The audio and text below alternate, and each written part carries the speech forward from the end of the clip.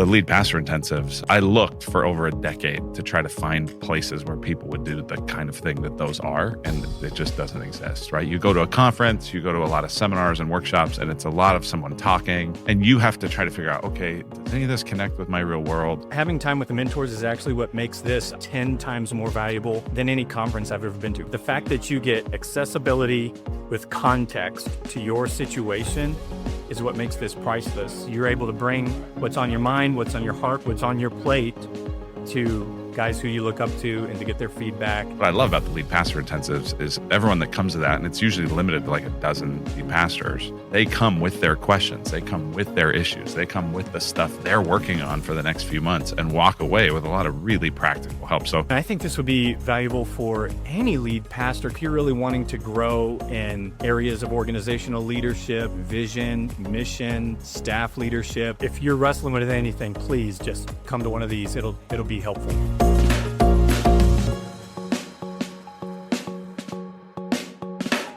What is vainglory? it is a sin that I didn't know I struggle with so badly until I preached on the 7 deadly sins. Yeah, it's a remarkable little nuanced sin that has to do with the idea of a few different things. One would be really delighting in and taking a lot of pride in things that don't matter very much, right? So it's like someone who they're best known for something very trivial, right? And that's kind of what they build their life or their reputation on. That's one kind of vainglory. But the other kind of vainglory that's more of a threat for me is wanting to be seen a certain way, wanting to be seen, especially doing something good. So there's pride, which is like, I want to be better than you. I want to be the best. And then there's vainglory, which is I want to be thought of as the best. So it's a little bit more insidious. It's like about your reputation and about your image and about that sort of thing. And I think you could argue actually that vainglory is this very big dynamic in social media. It's this very big dynamic in our world where it's all about performance and perception. It was really fun to be able to actually identify that, see it in myself, do some repenting, and then bring that to our church and say, hey, maybe there's an area of sin here you've never thought about. You should pay attention to this. Preaching Through Podcast, Season 5, Episode 10. Episode this is 10. The end. 10, baby. 10. It's not the end of the podcast. No. But it's the end of this season. I just freaked out a whole bunch of, well, maybe a couple people. Yeah. I like the podcast. I like the podcast too, but it is the end of this season. Yeah. Well, congratulations. We made it. I guess we'll see. Let's see if we can get through it. Yeah, let's see if we can get through it. So with that in mind, we're going to start taking suggestions. A lot of these episodes came from suggestions that folks had sent in over the last 12 months or so. I hope it won't be that long before we get to season 6, but when we do get there, we would love to have your suggestions. So if there's something that you would like us to talk about related to preaching, send a message, info@faithfulandfruitful.com, and we'll begin putting together a suggestion list for season 6. Season 5 is not over yet. This is the final episode, and it's a fun one, 7 deadly sins. This comes directly from the idea of we taught a series on the 7 deadly sins. I think we've referenced it at least once in this season at our church, Ironwood, out here in the suburbs of Phoenix, Arizona. How should we get started on this? Like, there's lots of different things I want to ask, but what do you think is a good place to get started? Well, everyone listening to this is preaching, and you're all preaching sermon series, and you're all doing different stuff. And one of my favorite questions to ask people sometimes when I connect with someone who's a preacher is, hey, what's one of the best sermon series you've done lately? And that's always an interesting question, because sometimes people will give their answer on the basis of what they enjoyed preaching the most. Sometimes it's what got a great response, whatever it is. But this would be, if you ask me, hey, what's the best sermon series you've done in the last year? I'd say 7 Deadly Sins. And so this isn't most of these podcast episodes are not us talking about our sermon series. We have a few of those, like Preaching Through Judges, Preaching Through Revelation. Those are some of the archives that, if you're looking at preaching either of those books, would be some good things to go check out. We did one on a real simple 4-week series for the 4 Gs. That'd be a great series to do. Which is a 5-week series now. That's right. It's 5 weeks, because after we talked about that, someone in the preaching lab was like, hey, I think there's a 5th G you could do. So, but yeah, this is really just designed to help you think through, if you were to ever preach a series on the 7 deadly sins, why would you do it? What would you need to consider? How would you approach it? And I would just tell you out of the gate, you should very seriously consider putting this in your preaching calendar for the next year. It was a great series for us. It's one that just, I was really encouraged by the intrigue around it, right? For Christians, they come to a series like the 7 Deadly Sins and they go, oh man, this is great. Like I want to go to a church that talks about sin and that confronts sin. And we're not just talking about mistakes and we're not just talking about blunders. We're talking about sins, right? So there's like a depth and a spiritual growth to it, right? If you're putting yourself under the surgical knife of, God, the Holy Spirit, as he tries to root out sin in your life, this is like a high spiritual growth type series. But I was surprised by how much of an attractional type series it was. Like there were a lot of people who were non-Christians or newer to faith who were like, ooh, that's kind of interesting. Maybe they watched that old Brad Pitt, Morgan Freeman movie, that scary, Seven movie. But just 7 Deadly Sins it's like enough in the vernacular of the cultural zeitgeist that it was kind of like, oh, that sounds intriguing. And so we experienced significant numerical growth through the series, but also significant spiritual growth. And it was a real blast. Zeitgeist. There's a $20 word for you right there. Maybe I didn't go to college, so I didn't learn all the words, but that was a good one. Yeah, a few episodes ago, I introduced Dave to pericope. I've said it a couple times to myself driving in the car, just completely random. Now it's zeitgeist. So there you go. When I heard we were doing the 7 Deadly Sins as a series, I thought this is like a hearkening back to that 7 with Brad Pitt.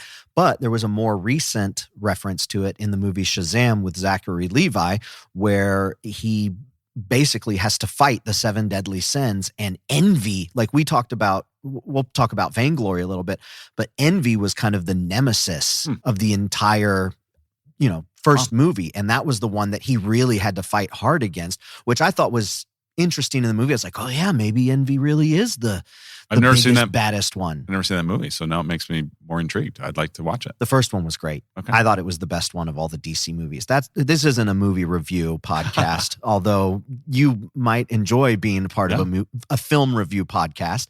But yeah, that was a more recent one, and it kind of brought up these visual images of what they're these gargoyle looking things, giant monsters that really kind of like wrap flesh and blood around just how ugly the sins can be. There's a lot in pop culture that references the 7 deadly sins. I just mentioned a couple of them, but I would imagine that pivoting to actually taking that into the pulpit, those aren't necessarily listed in the Bible as the 7 deadly sins. And there's probably some things that you would want to do on the front end to let people know, here's the context for this. What are maybe some of the concerns that you decided to address ahead of time?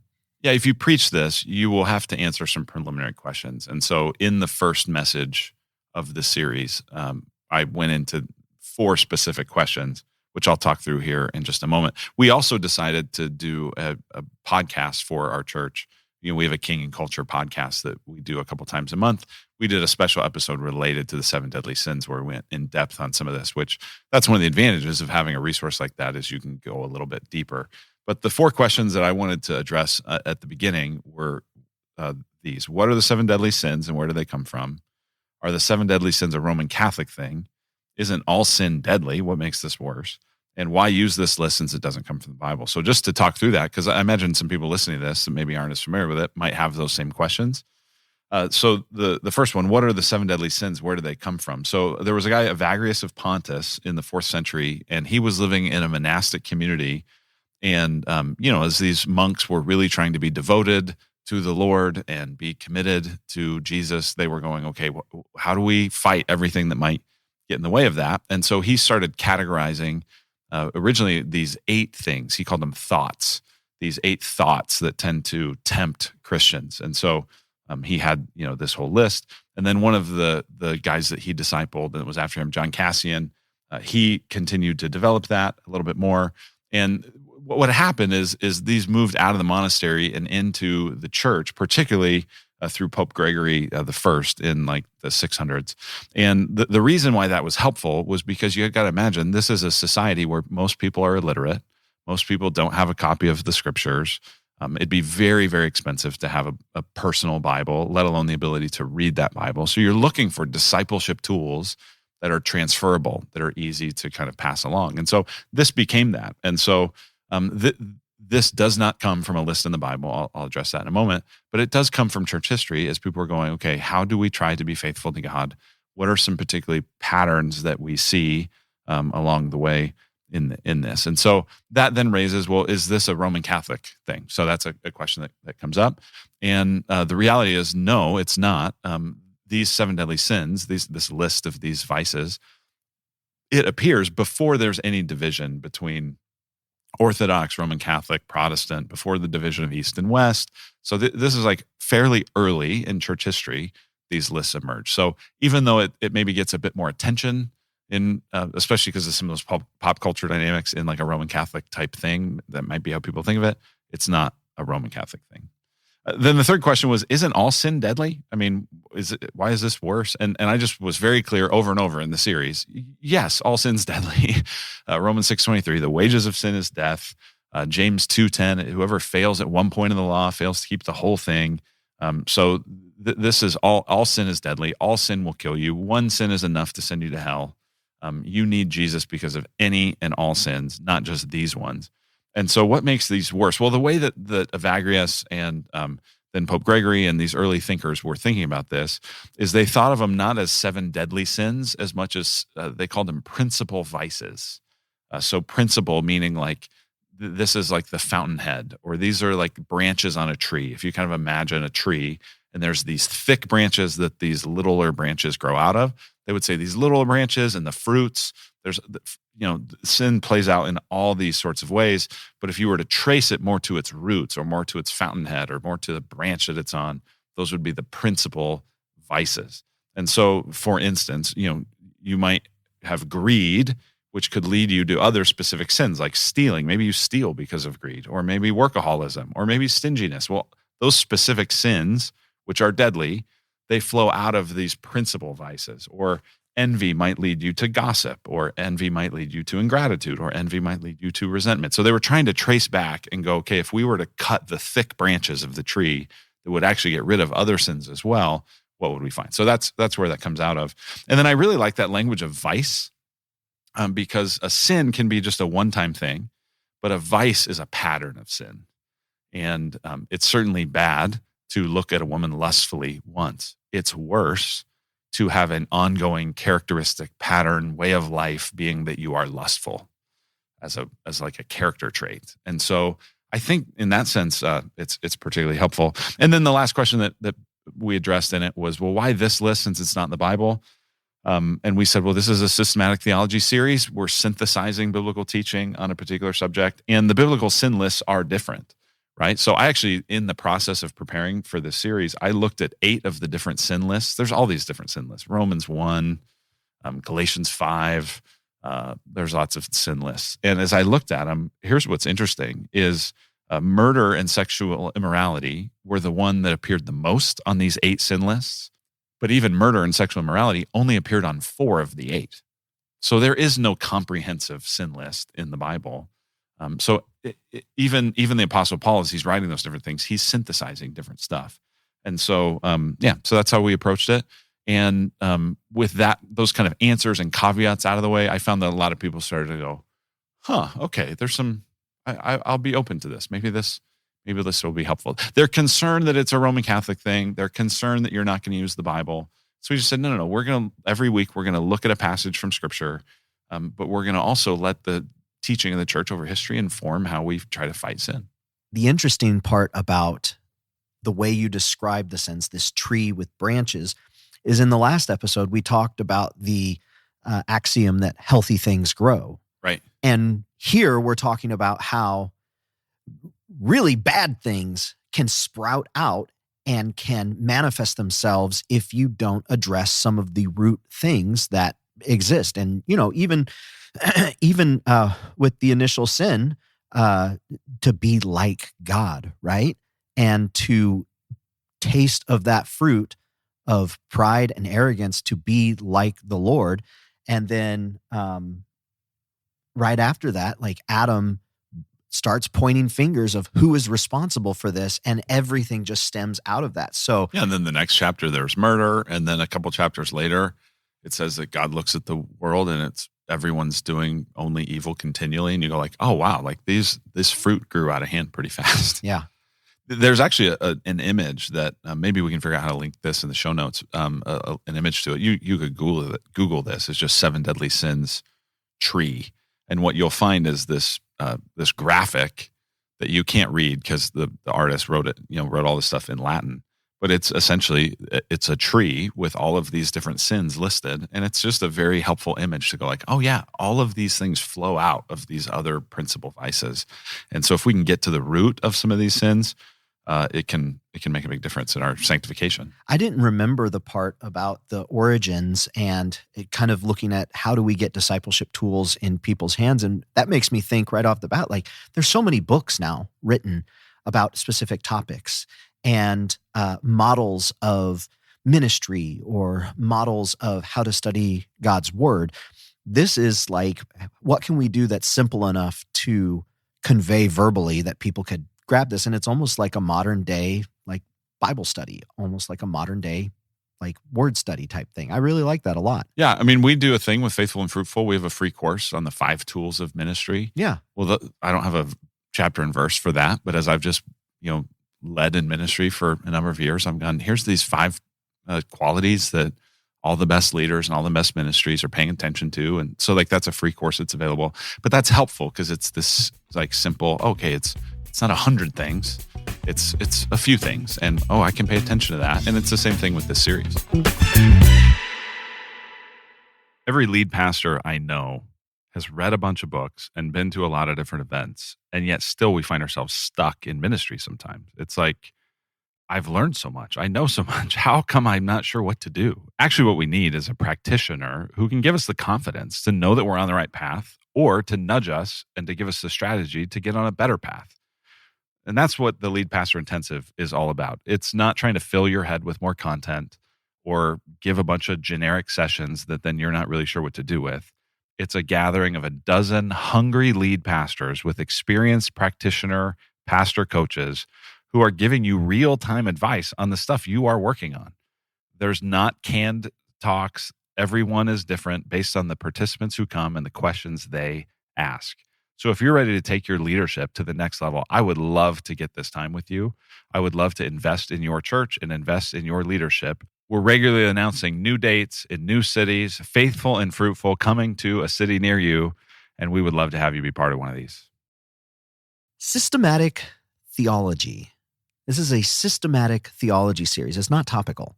Systematic theology. Yeah, that's a little hack that I learned from Larry Osborne. He said, all the people that really like sequential Bible teaching, they get real nervous about topical preaching. He said, just call it systematic theology. They'll think it's the same. It's the exact same thing, but it is just going to feel deeper. Yeah, I mean, that's what systematic theology is. It's saying, what does the whole Bible teach about a particular subject or theme?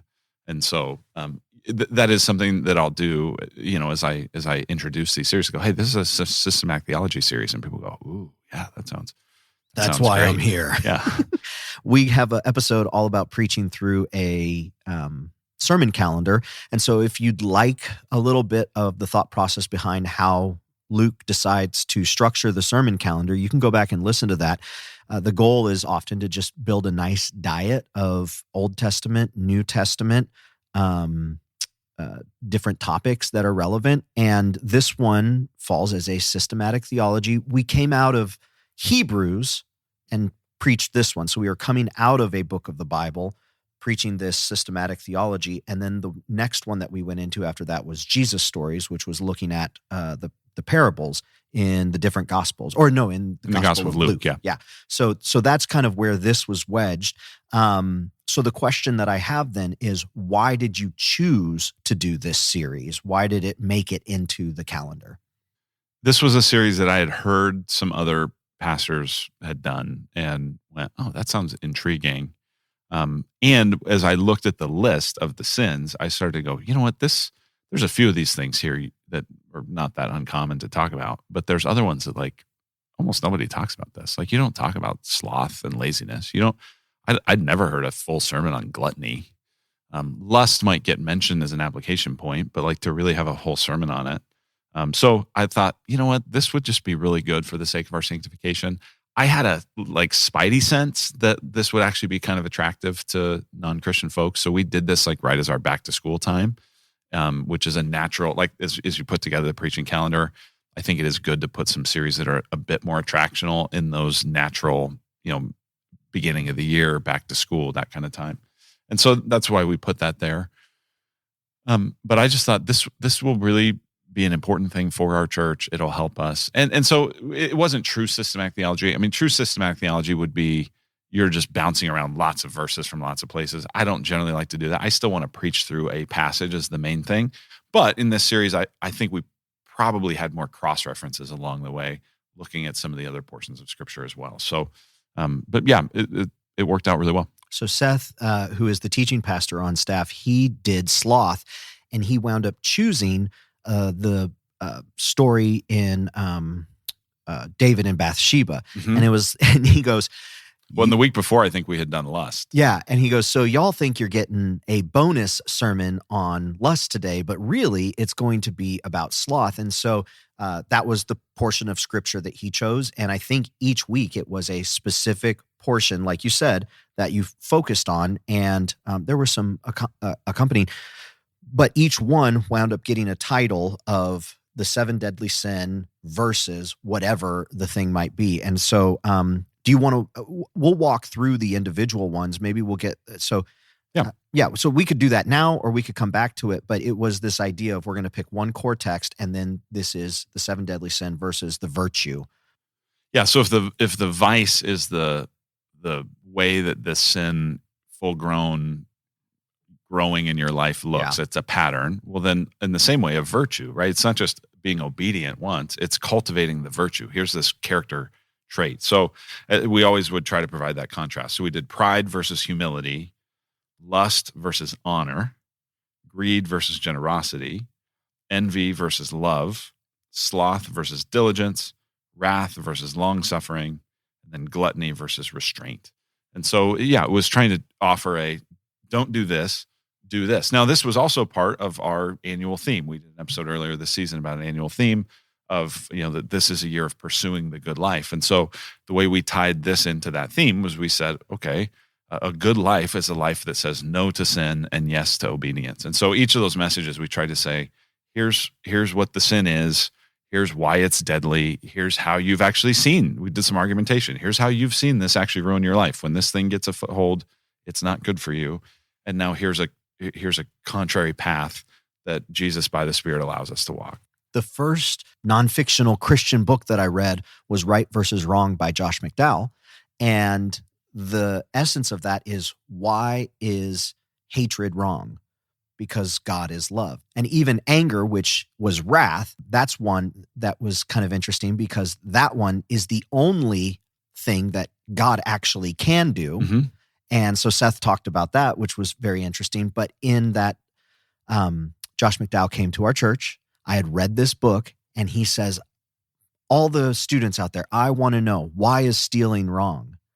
And I raised my hand, and he goes, young man, why is stealing wrong? I said, because God is generous. And he was like, this is the first time any student has ever answered the question you right. Cheated on the test. Because I cheated on the test, and I had read book. this book that was meant for adults.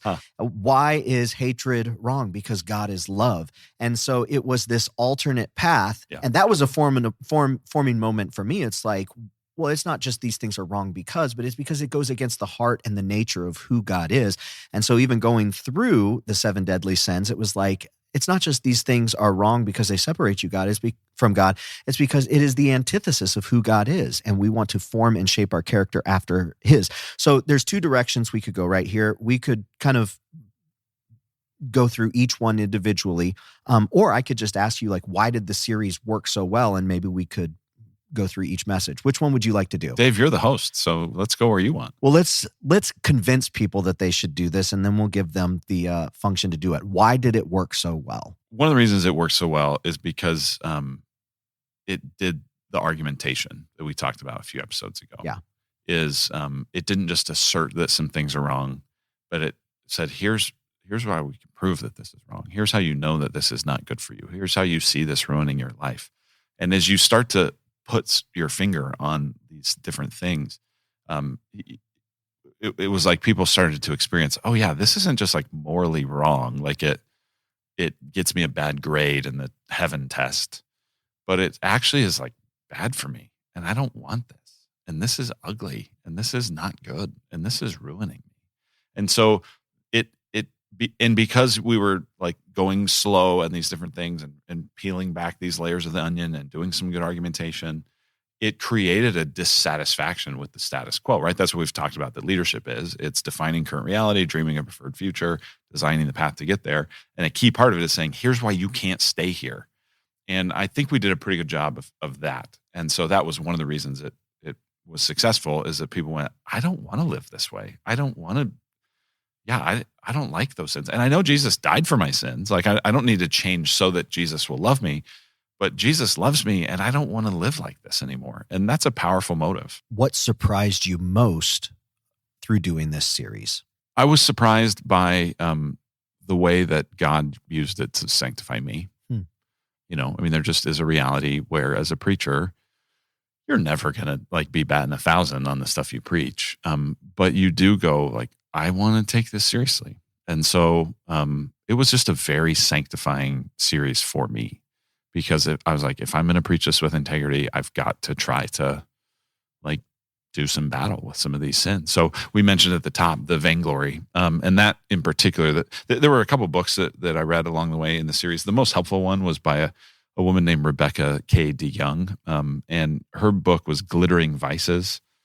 And it was just a fantastic book. I mean, Seth and I both read it at different points along the way, and we would talk about it, and we'd just be like, this is so stinking helpful. It's so good. And so she has a whole book on vainglory that I haven't read. But so her chapter on vainglory was just amazing. And it was like going under this X-ray / surgery from the Lord. So that was really good. As someone that has struggled with lust along the way in my life, like going, hey, I want to like really live honorably before God, and I want to have a pure heart, and I want to seek the Lord, and I want to live in purity. Like that was a message that I was like, I want to preach that because I want to keep fighting that. And then another one that I preached was on gluttony. And I mentioned earlier, I'd never preached a sermon on gluttony. And I've actually in the last couple of years experienced significantly more freedom related to food. And so that was something where I was able to actually share pretty vulnerably in that message. It was interesting. I had prepared that sermon, and then the message was done on Thursday. And on that Friday, it occurred to me, you know what, years ago when I was really in a place of discouragement over how gluttonous I was, I had done like a journal entry, and I'm not a big journaler, but I was just at this real low point in fighting that and losing to that. And I wrote out this whole thing. And as I went back and I reread it, I went, oh my gosh, this is like everything that I'm talking about in this message. And so I ended up in the opening part of that message, reading the majority of that entry to the congregation and going, hey, this is a real thing. This is how I've felt. Some of you know exactly what this feels like. And it was interesting because it went from a message on gluttony. Like you hear gluttony and you're like, I mean, of all the things in the world that we need to pay attention to, is that the biggest? Like, is that important? It feels a little glib or a little like, who cares that much? It's just food, But actually in going through it, like that was one that I got the strongest feedback on. I mean, I had grown men coming up to me after the service being like, that could have come from my journal. And that has been a lifelong struggle for me. And having a place of, vulnerability. So my guess is anyone preaching it, maybe gluttony is not your thing, but something else is going to be your thing. And so some of these messages, God's going to use it to grow your holiness.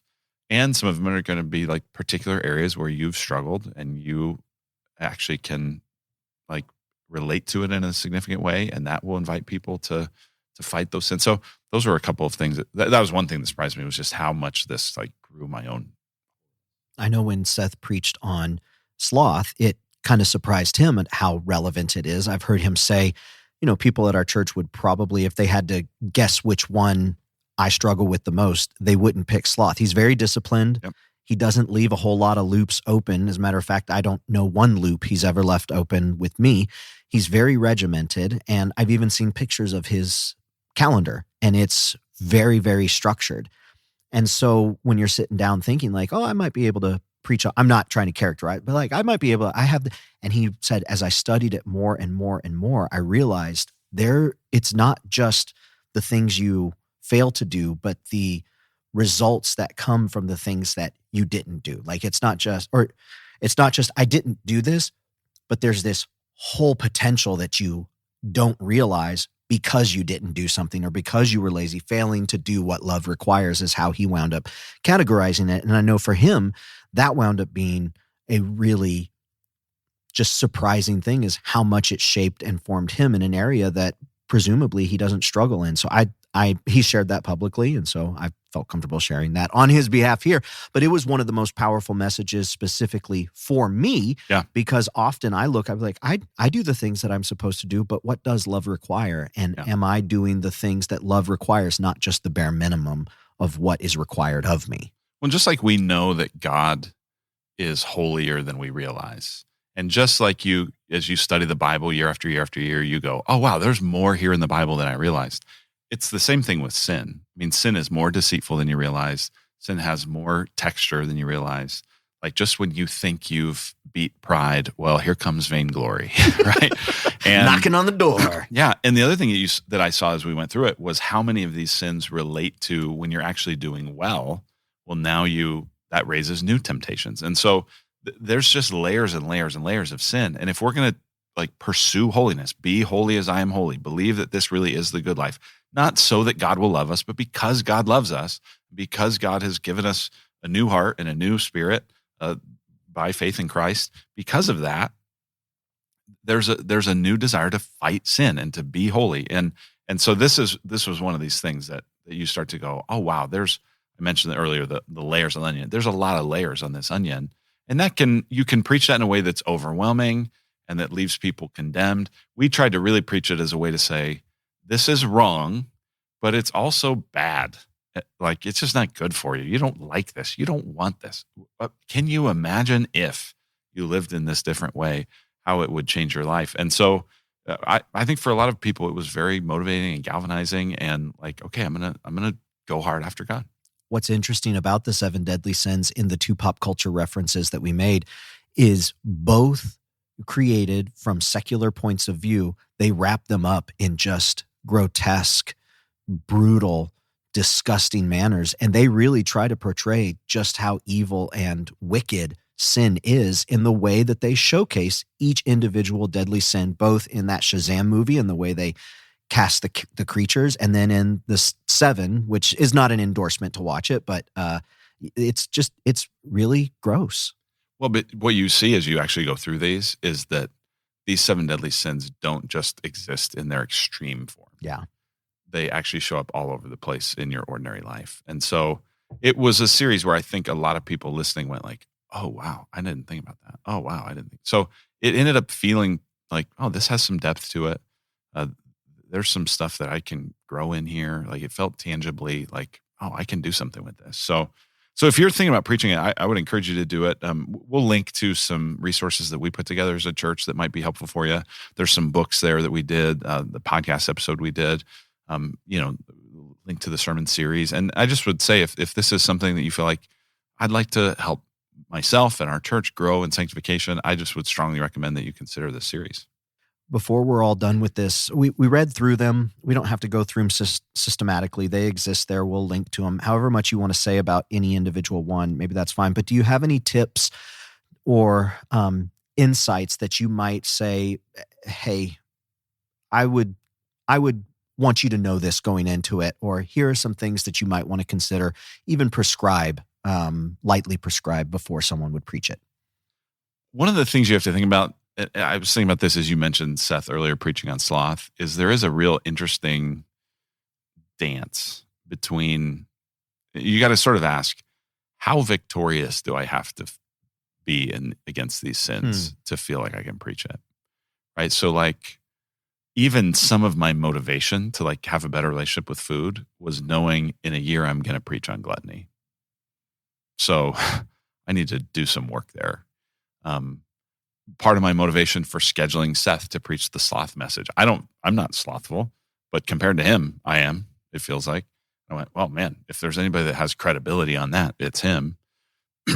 which that's an interesting thing, because it's almost like if you can't relate to it at all, well, you can actually preach that in a way. And now Seth didn't do this, but you could conceivably preach that in a way that people go like, well, I'll never be like that guy, so I can't, what does he know about the struggle with this?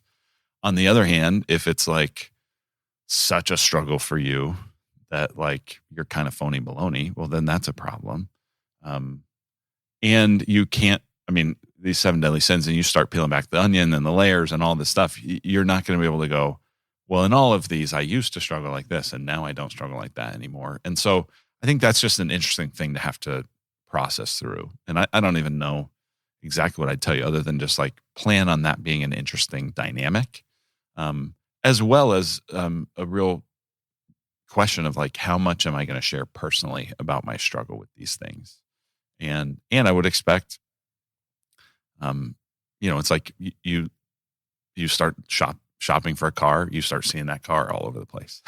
When you start fighting these sins, you start seeing that sin more in your life, and you start seeing more temptation around it. So that's the other thing, is I would plan on more temptation you're going to have to fight. And so I would not enter into it glibly, but this is going to be a battle, and this is going to be a fight, and the enemy is going to try to discourage you. You can't talk about that. No one that thinks like you could do, like, who are you kidding, man? And so I would say, like, whatever the preaching of the gospel to yourself and arming yourself in the armor of God, like, you've got to do that. But then step into it and do it boldly. And if you know there's areas where you're like, I couldn't preach about that with integrity, well, then forget the series. Just go, you got to deal with that. Like, if there's an ongoing issue in your life, you're like, I know that I'd be a total phony in that. Well, then let this podcast episode right now be an invitation from the Lord to say, hey, do something about that. Talk to somebody about that. Get some help about that. Start fighting that. Not so you can preach the series in a year or two, but so that you can walk in the freedom and the good life of Jesus. One thing as a parishioner is it felt like every single message was like a home run message. It felt like every single topic when we went through this was like, man, this is incredibly relevant, even though gluttony isn't necessarily a thing for me. I was like, I pulled so much out of that. Oh, wow. Like, even though sloth on the front end, I was like, yeah, there are some things that I'm kind of lazy about. On the back end, I was like, but the real problem is failing to do what love requires. And pride. Okay, I've worked my whole life on like combating pride and just being more like Jesus as a way of like, I don't want this to have a vice. Oh, vainglory. All of a sudden, there's another way to look at it that I didn't realize could creep up in my life. So for sitting in the congregation and just receiving, it was like every single message was one of these home run messages that is like, it just preached well, and God could really do some work in my life. And I'm sure he did work in the lives of the people who were there with me. So I enjoyed it. I'm glad. I loved hearing it. Is this the end of season 5? It sounds like it. Yeah, it does sound like it. Thank you so much for joining us for this episode and this season. I don't know how many episodes we have now. There's probably like 53, 54. We work really, really hard to make sure that these are evergreen, that these will work if you listen to it today or if you listen to it 5 years from now. And so if this is the first season or even the first episode you've ever listened to, I would really encourage you to go back, check out, find some of the episodes that might meet you where you are in your preaching ministry right now. Our desire is just to be one voice of encouragement, one voice of, hey, like, you don't have to do this alone, and anything we can do to help you, like, we want to do it. So we've worked real hard to pick episodes and topics that just will show their head any particular season you might find yourselves in. So I'd encourage you to go back and listen to that. And as I mentioned on the front end, if you have requests for episodes you'd like us to do in the future, info@faithfulandfruitful.com. Love you to be a part of that. And the last thing is we are routinely doing preaching lab cohorts. And these are 12-week experiences. The preaching lab is on demand, available all the time. But the cohorts are 12-week experiences where a collection of guys, 10 guys or 10 preachers, join up with Luke and really go through and evaluate your preaching at a microscopic level, and all of these little teeny tiny improvements that we make through the preaching lab. Sometimes it's big, but it's just compounding interest. So if you are looking to grow in your preaching, we'd invite you to check out the Preaching Lab cohort. Luke, any final words before the end of this episode? Thanks for all the work you did on this season in organizing the topics and getting this stuff going. Also, we're on YouTube for the first season, and that's because of you. And so thanks for doing that. And I think that'll be a good resource. And yeah, it's fun doing this together, and I'm grateful that people listen. So thanks, y'all. That's it. We'll see y'all. Bye-bye.